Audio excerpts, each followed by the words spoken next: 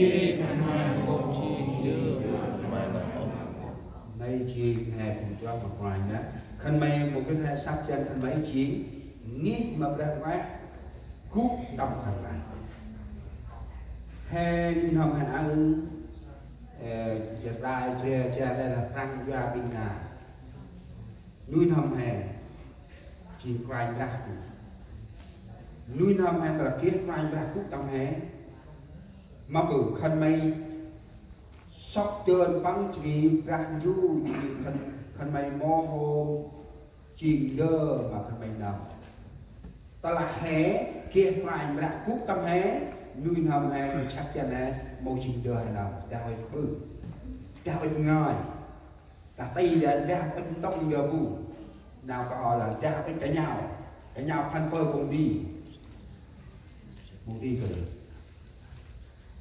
nhưng vừa hai người kết ngoài ra vừa hai cái đó hay là buông vừa hai chắc mà ra phụ chắc mà đáp phụ chắc mà mưa chắc mà cái một điều đó là kết ngoài ra nuôi năm hè chìm ngoài ra trong năm nuôi ra trong năm nay thì chân hè thì năm ra phần trên năm ra như là hôm trồng mát mà nào là quay như là hôm nuôi hấm tóc mày ơi giang hơn ở trường John tóc mày là hắn là bốn cành ra mặt to là hắn tầm thơ đi mà bự cành ra hồ mà jadi là giang hơn tầm chắc chân là giang đi ở lòng do là như năm bé kia cành ra hắn làm tương đồng cười vay ôi ấy anh hè sát quay dùng ho lưng nằm này sát ho lưng nằm hè ôi là nằm ngoài ra tâm trọng chích mà về ăn hay là con dê ngoài về ăn hơi ono cũng giang mà không bài lá tăng cường càng ngày cái nuôi gì không hết chi cho là càng tu nói đi này với sự ngày sau tôi phải trái trong mít ale kèm ngày sau cúc giang ta là khả năng ấy chỉ cướp một cụm nha tập trung tì mặt nó mình buông vừa này đó hay sao luôn được buông nè mà làm được là nó ăn uống nào hả ôi hả được đào sát quẩy như là mẹ ba chỉ mặc vài làm mà ta là tầm hè nữa ba đông tắc mà mày sao ta là ba ta kia vài làm đủ vậy mà ngân là một cái quay ra mà bự không ngập rừng có in là kích bằng không ngập rừng là quá không thời tiết này có theo gọi là ông là cứ đưa bự mịn rồi là what happened you mom rồi I don't know ngày biết chúng ta còn I don't know something wrong with her hiện tại này hãy bự cái group này là group hẹn từ giờ đặc sản lại còn sao thì là chạy nhau và đây cái đại mỹ bằng my mom no good today chưa có bà là what happened to mom I don't know what's wrong with her you angry with me chỉ là nào nữa hè sau nào đi sinh hè rồi là giống như thời tiết sáng mưa chiều nắng hè không trong một thì cái đó là kia sáng mưa chiều nắng quá đúng nhưng mà anh cười mà là ông ngay mắt giờ này tu phù nào đi anh hè ngay nào cho hè ngay quay ra được kia cũng nào này đi anh ôi là con áp nào là còn hành tập nhìn là ở môi dương ba một cái đó chúng ta đến nhà thờ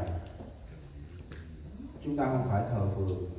cho tôi và cho một người nào đó nhưng tất cả chúng ta cùng thờ phượng Đức Chúa Trời đó là trọng tâm của nhà thờ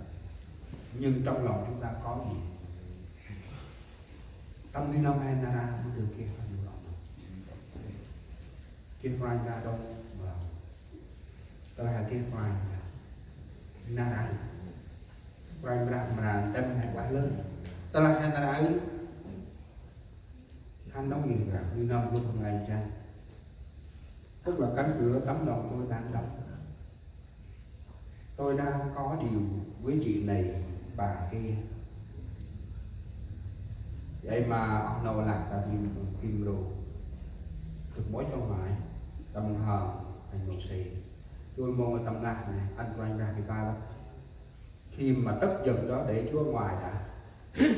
rồi muốn nói gì nó muốn làm gì làm sau đó ăn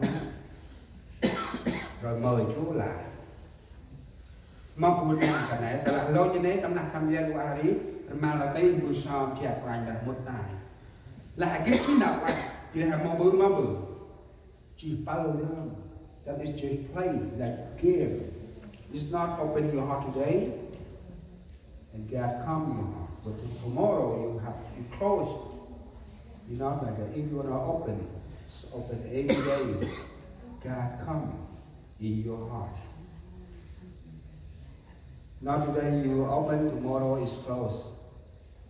like today if you're happy tomorrow is you're not happy you're angry it's God not like that crying ra ôi cha everyone open your heart every day crying ra ôi cha bao đi nó mẹ áp mô nga mặt crying ra đó con đâu biết bài mỗi người xung quanh anh em đang ở với mình ngày hôm nay Cú Phật Giáo Bà Ma đặt cái coi cấp kinh nào bạc mà tụi cùng nhau để thờ hưởng Chúa sát quay như thế này hãy quay từng từng đông rác rồi gọi là lối mà đấy hãy đặt tầm ba trò về cái nào ngoài về Tờ gần mai tôi hôm qua xin là